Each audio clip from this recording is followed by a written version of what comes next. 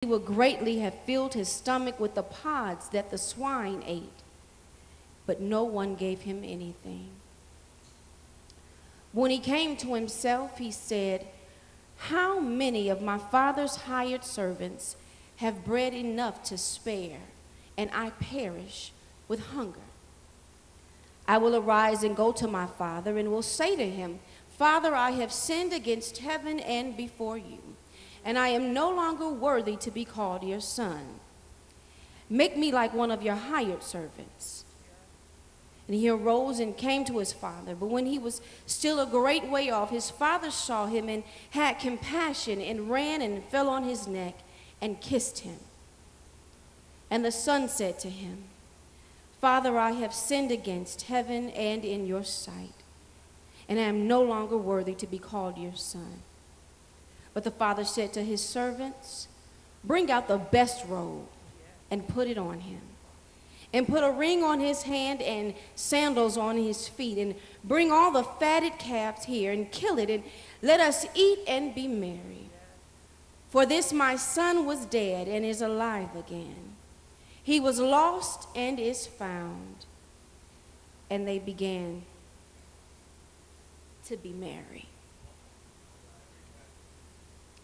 If you've spent any time in the church whatsoever, you've probably come across this parable a time or two. And so today I want to just simply bring to our remembrance and reacquaint us with an awesome man and his son.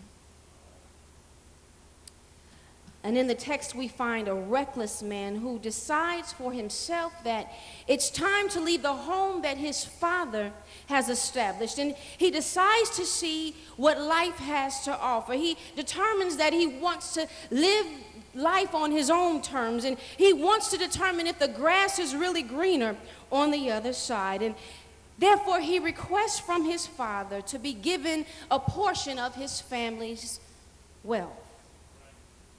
Thus, this begins his prodigal experience. This begins what some may refer to as the wandering or the wilderness in his life. And I wonder this afternoon if there's anyone here in the house who's taken stock of your life and saw that only by God's grace have all of your physical and emotional needs been taken care of, and yet there was still a longing in your spirit for something more, something untangible, something you couldn't quite put your finger on. And for that very reason, I'm here to tell you this afternoon that that's the enemy's handiwork. He wants to jeopardize your favor and your good standing with God the Father. And he whispers things in your ear that attempt to persuade you to step out of God's plan for your life. And understand that he whispers things like, "Mommy and Daddy don't know what they're talking about." And he whispers things in your ear like, "Mommy and Daddy don't love you." He whispers things in your ear that nobody understands you. He whispers things in your ear that it's okay to drink, and it's okay to smoke, and it's okay to do other recreational drugs. He whispers things in your ear